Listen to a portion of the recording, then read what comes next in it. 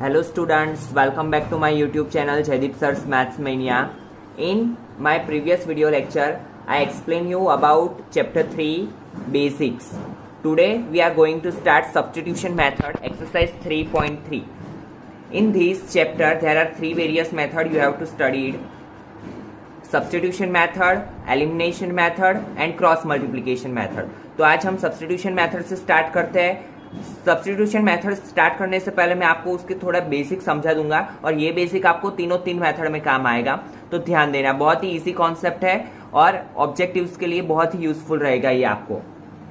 C we have given two equations, two linear equations a1x plus b1y plus c1 is equal to 0 and a2x plus b2y plus c2 is equal to 0. यहाँ पे हमें दो equations दिए हुए हैं. उसमें ये a1 b1 क्या है? a1 is a coefficient of x, b1 is a coefficient of y and c1 is our constant term. तो देखिए there are three conditions. कौन कौन सी थ्री कंडीशंस है खास ध्यान देना यहाँ पे. If a1 upon a2 is not equal to b1 upon b2 then the system is inconsistent and it gives unique solution. See, आपको दो इक्वेशन दिए होंगे हर एक क्वेश्चन में. तो सबसे पहले आपको काम क्या करना है, जो आपको इक्वेशन दिया है, जैसे कि मैंने यहाँ पे एग्जाम्पल लिखा हुआ है 2x plus 3y is equal to 5 and 5x plus 7y is equal to 9. तो ये क्या हुआ? a1 b1 c1 और ये क्या हुआ? a2 b2 c2. तो सबसे पहले आपको क्या चेक करना है? a1 अपॉन a2 क्या है? 2 अपॉन 5. b1 अपॉन b2 क्या है? 3 अपॉन 7. तो सी ये दोनों का रेशियो सेम आ रहा है, ऊपर नीचे वैल्यू सेम नहीं आ रही है, ये रेशियो सेम नहीं आ रहा है. That means a1 upon a2 is not equal to b1 upon b2. अगर a1 upon a2 is not equal to b1 upon b2 तो वो इक्वेशन का हमें यूनिक सॉल्यूशन मिलेगा. यूनिक मीन्स हमें एक ही सॉल्यूशन मिलेगा वो इक्वेशन का, और वो इक्वेशन कैसा कहलाएगा? इनकंसिस्टेंट. तो ये आपको याद रखना है ऑब्जेक्टिव्स के लिए.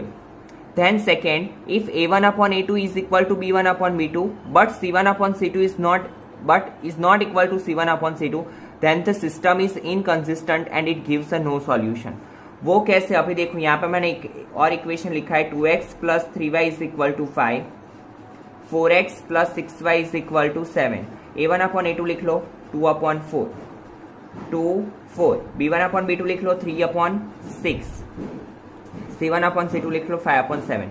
सी 2 2 जा 4, 3 2 जा 6. दैट मीन्स ऊपर कुछ नहीं 1/2, ऊपर कुछ नहीं 1/2, यहाँ पे 5/7. देखो ये दोनों सेम है. That means a1 upon a2 is equal to b1 upon b2 is not equal to c1 upon c2. जब भी ये दो सेम हो, x एंड y सेम हो बट कांस्टेंट टर्म सेम ना हो, तो इसे हम कौन सा इक्वेशन बोलते हैं?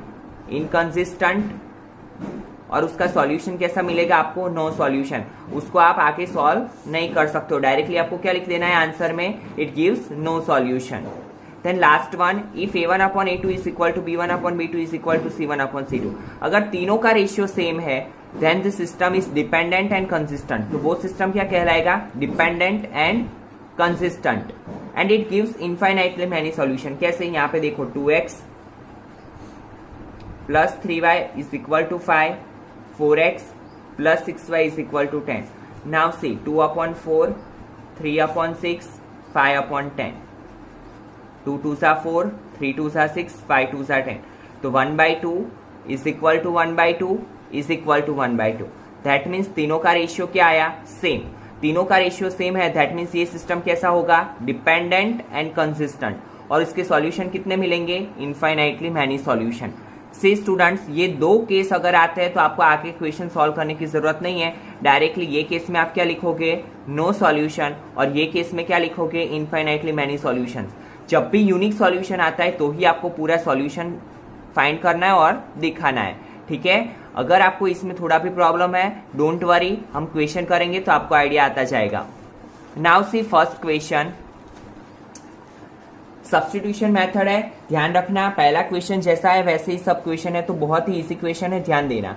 सबसे पहले क्या करना है आपको? Give equation number 1, give equation number 2. सबसे पहला काम मैंने क्या बोला कि हमें चेक करना है a1 upon a2 is equal to b1 upon b2 या c1 अपॉन c2 है कि नहीं है. तो सी यहाँ पे x का कोएफिशिएंट 1, यहाँ पे x का कोएफिशिएंट 1, यहाँ पे y का कोएफिशिएंट कुछ भी नहीं है, दैट मीन्स 1. y का यहाँ पे 1 नहीं लिख सकते, क्या लिखना पड़ेगा, -1 इज इक्वल टू 14/4। अभी देखिए यहाँ पे ये 1/1 है, ये 1/-1 है, ये सेम नहीं हो सकता बिकॉज यहाँ पे +1 है, यहाँ पे -1। That means a1/a2 is not equal to b1/b2। तो इसका हमें क्या मिलेगा, यूनिक सॉल्यूशन। यूनिक सॉल्यूशन मिले तो हमें आगे की प्रोसेस करनी है, मीन्स सॉल्यूशन हमें फाइंड करने हैं, x और y की वैल्यू फाइंड करनी है। तो सबसे पहले आपको क्या करना है, कोई भी दो इक्वेशन यहाँ पे दिए ना, उसमें से किसी भी एक के वेरिएबल को एक साइड रखना है, बाकी का सब उसके राइट हैंड साइड लेके जाना है। कैसे, जैसे कि यहाँ पे देखना है छोटी वैल्यू कहाँ पे है, तो सेकंड वाले इक्वेशन में, हमारी इजीनेस के लिए। ठीक है, तो आपको क्या करना है, x को इस साइड रखो 4, ये y को इस साइड लेके जाएंगे तो क्या बनेगा +y, और इसे इक्वेशन नंबर 3 दे दो। यहाँ पे आप y को भी रख सकते हो या x को भी रख सकते हो, किसी को भी रख सकते हो। ठीक है, मैंने क्या किया, x को एज इट इज रखा, y को इस साइड लेके गया। इस साइड आपको क्या रखना है, थर्ड इक्वेशन में ओनली x और y।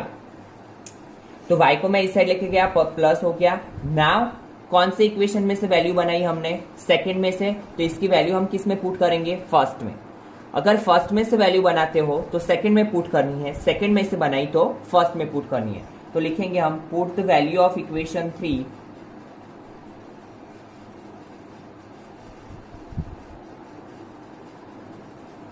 In equation 1।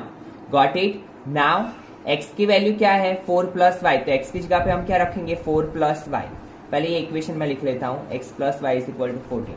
Now x की जगह पे क्या रखा मैंने, 4 + y, y as it is plus y as it is equal to 14। ये 4 को इस साइड लेके जाएंगे, y + y 2y 14, ये प्लस इस साइड आएगा तो माइनस, तो 2y = 10। तो y = ये 2 मल्टीप्लीकेशन में से डिवीजन में, 2 5 = 10, तो y = 5। नाउ y की वैल्यू मिल गई। अभी y की वैल्यू हम किस में रखेंगे, इक्वेशन 3 में, तो हमें क्या मिलेगा, x की वैल्यू। तो put the value of y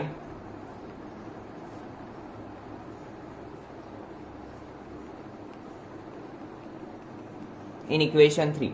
तो x = 4 प्लस y की जगह पे क्या रखेंगे, 5, तो x = 9। तो ये क्या मिला हमें, हमारा सॉल्यूशन। कैसे लिखेंगे, xy = 9, x की जगह पे 9, y की जगह पे 5। आपको पता ही है, पहले x कोऑर्डिनेट लिखते हैं फिर y।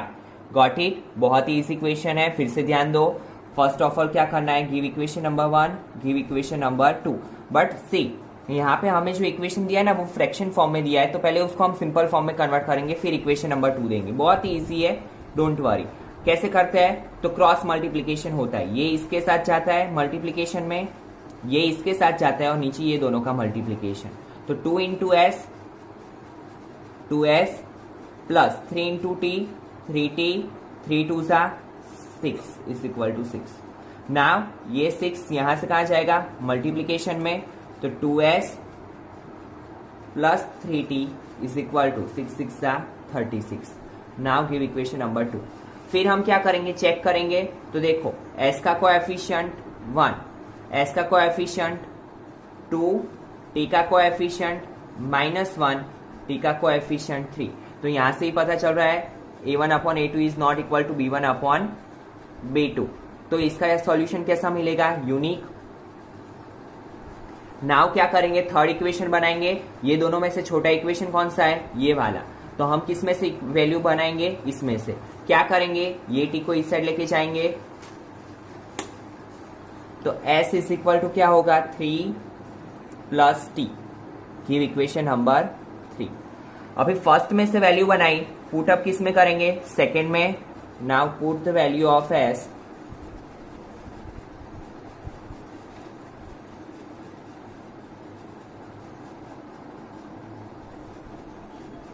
In equation 2। तो 2 s की जगह पे क्या रखेंगे, 3 + t प्लस 3t = 36। यहाँ पे मैं इक्वेशन लिख देता हूँ ताकि आपको पता चले, 3t = 36। s की जगह पे क्या रखा मैंने, 3 + t। नाउ ब्रैकेट के बाहर ये मल्टीप्लीकेशन में कुछ भी साइन नहीं है, तो 2 का मल्टीप्लीकेशन 3 के साथ भी होगा, t के साथ भी होगा।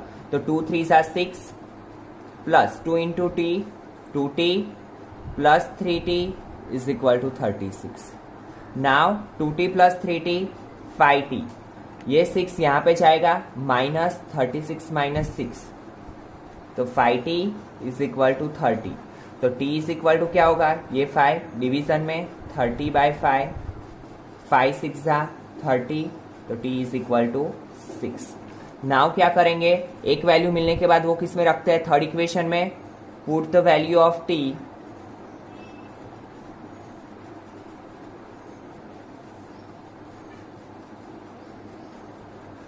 इन इक्वेशन 3. तो s is equal to 3 plus t, तो s is equal to 3 plus 6, s is equal to 9. तो हमें सॉल्यूशन मिल गया s t 9 and 6. It is our answer. Now third question same. First of all हमारा काम क्या है, चेक करना. तो सी 3/9 a1/a2 b1/b2, y के आगे कुछ भी नहीं है, दैट मीन्स -1. यहाँ पे -3 और 3/9. सी 3 3 9, माइनस माइनस कट ऊपर नीचे, 3 3 9. तो यहाँ पे देखिए 1/3 is equal to 1/3 is equal to 1/3. तो यहाँ पे डायरेक्टली हम क्या लिखेंगे, here a1/a2 is equal to b1/b2 is equal to c1/c2. So it gives infinitely many solutions. ठीक है, जब भी तीनों सेम हो जाए आपको डायरेक्टली क्या लिखना है, it gives infinitely many solutions. Now question number 4 से, ये पॉइंट वाला है, डरने की कोई जरूरत नहीं है, बहुत ही इजी है. 0.2x अगर हमें इसे कन्वर्ट करना हो फ्रैक्शन फॉर्म में तो क्या लिखेंगे, 2x/10. पॉइंट के बाद एक डिजिट होता है तो 1 के पीछे एक 0. 3y/10 is equal to 13/10. Now see student, 2x plus 3y, ये 10 को यहाँ पे ऐसे लिख सकते हैं क्योंकि दोनों का डिनोमिनेटर सेम है, 13/10.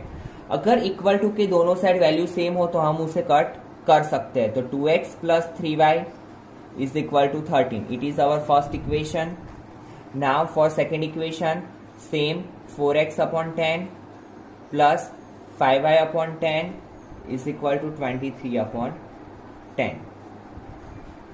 तो यहाँ पे क्या हो जाएगा, 4x plus 5y/10 is equal to 23/10. 10 cut, 4x plus 5y is equal to 23.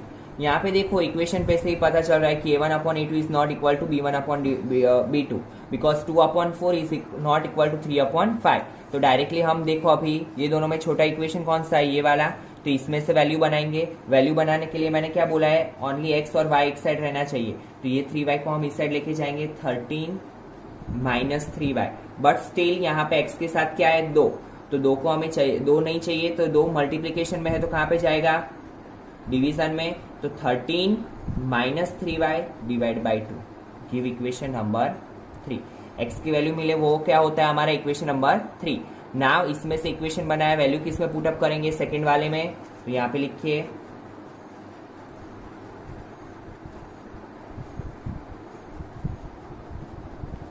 Equation 3 in equation 2. तो 4x plus 5y is equal to 23. 4x की जगह पे क्या होगा, 13 minus 3y by 2 plus 5y is equal to 23. Now ये दोनों के बीच में मल्टीप्लीकेशन का रिलेशन है तो 2 2 ज़ा 4. तो यहाँ पे क्या हो जाएगा, 2 13 minus 3y plus 5y is equal to 23. Now 2 का मल्टीप्लीकेशन इसके साथ भी इसके साथ भी, 13 2 ज़ा 26 minus 6y plus 5y is equal to 23. 26 को इस साइड लेके जाओ, plus minus minus y, 23 minus 26 minus y plus minus minus sign is of bigger digit. तो 26 में से 23 जाएगा तो 23 only 3 minus minus cut, y is equal to 3. एक वैल्यू मिल गई, y की वैल्यू हम किस में पुटअप करेंगे, इक्वेशन नंबर 3 में। Put the value of y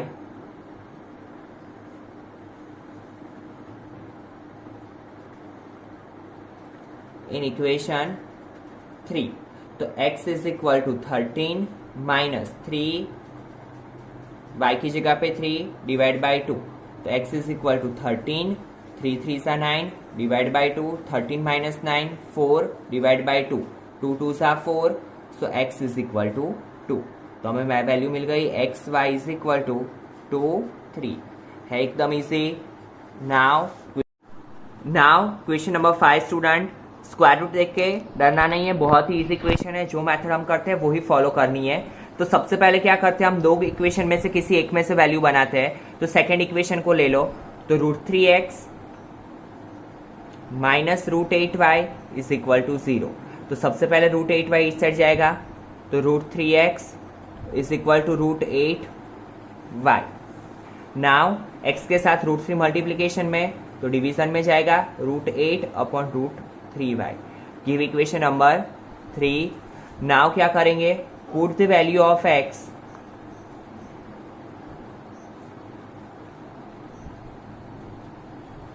equation 3 in equation कौन से में डालेंगे, फर्स्ट में। नाउ सी √2x क्या है equation, √2x plus √3y is equal to 0। तो √2x की जगह पे क्या लिखेंगे हम, √8 अपॉन √3, ये y लिखना भूलना नहीं है, plus √3y is equal to 0। Now 2 8 ज़ा ऊपर का मल्टीप्लीकेशन होता है स्क्वायर रूट के अंदर, 2 8 ज़ा 16 अपॉन √3, ये y as it is, plus √3y is equal to 0। अभी आपको पता है कि इसके नीचे कुछ भी नहीं है, तो ये इसके साथ एलसीएम में जाएगा, तो √16y 3 3 ज़ा 9y is equal to 0। √16 means 4y, 9 किसका स्क्वायर रूट है, 3 का, 3y इज इक्वल टू 0, तो 7y इज इक्वल टू 0। तो y is equal to 0 upon 7।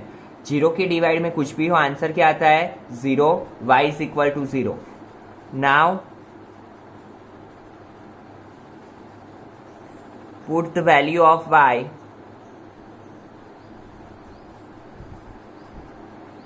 In equation number 3। तो x is equal to √8 upon √3 into 0, तो x is equal to 0। तो हमारा answer क्या आया, xy is equal to 0 0। Now last question 6 number, again fraction form. Fraction form में क्या बोला मैंने, क्रॉस मल्टीप्लीकेशन, इसका मल्टीप्लीकेशन इसके साथ, इसका इसके साथ, और नीचे ये दोनों का मल्टीप्लीकेशन। तो 3 3 ज़ा 9x, 5 2 ज़ा 10y डिवाइड में 3 2 ज़ा 6 माइनस 2। अभी क्या करेंगे, ये 6 कहाँ जाएगा सामने की साइड, तो 9x minus 10y equal to के इस साइड जाता है, तो मल्टीप्लीकेशन में -12। Give equation number 1। सेम यहाँ पे 2x प्लस 3y, 2 3 ज़ा 6 इज इक्वल टू 13/6, 6 6 कट, तो 2x plus 3y is equal to 13। Give equation number 2। Now क्या करेंगे, कोई भी एक इक्वेशन में से वैल्यू बनाएंगे। छोटा कौन सा है, ये वाला इक्वेशन, तो इसमें से बनाएंगे। तो see 2x is equal to 13 minus 3y, पहले 3y को इस साइड लेके गए तो माइनस। नाउ 2 डिवीजन में 13 minus 3y by 2। Give equation number 3। फिर इसमें से वैल्यू बनाए, पुटअप किस में करेंगे, इक्वेशन 1 में। तो यहाँ पे लिखेंगे put the value of x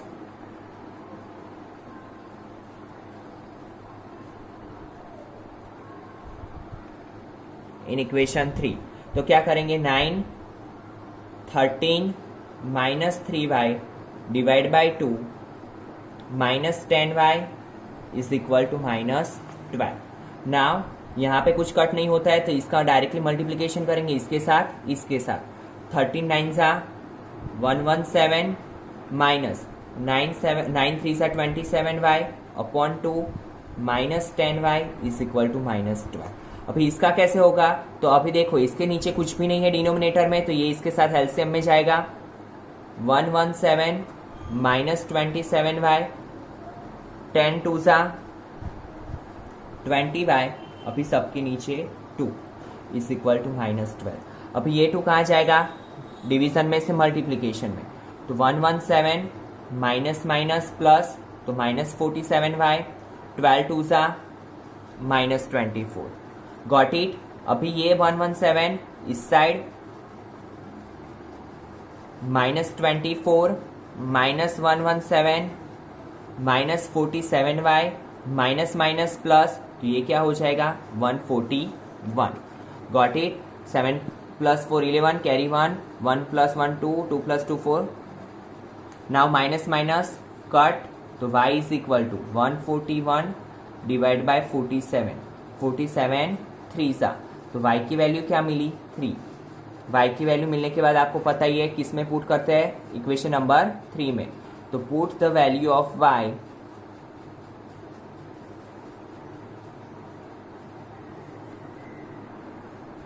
in equation 3। तो क्या होगा, x is equal to 13 minus 3, y की जगह पे क्या रखेंगे 3 डिवाइड बाय 2, तो x इज इक्वल टू 13, 3 3 सा 9 divide by 2, x is equal to 13 में से 9 जाएगा तो 4 डिवाइड बाय 2, 2 2 सा 4, x इज इक्वल टू क्या मिला 2। तो आंसर क्या आया हमारा 2 and 3। तो इसी के साथ आपके सब्स्टिट्यूशन मेथड की ये सम खत्म होता है। वर्ड प्रॉब्लम्स बाकी है, वो हम नेक्स्ट वीडियो में देखेंगे। बहुत ही इजी है, उसमें सिर्फ इक्वेशन बनाना है, फिर यही मेथड को फॉलो करना है। तो तब तक इसकी प्रैक्टिस करते रहना, एग्जाम्पल टेक्स्ट बुक के सॉल्व करते रहना, और कुछ भी डाउट हो तो आप कमेंट सेक्शन में डाल सकते हो। Thank you students.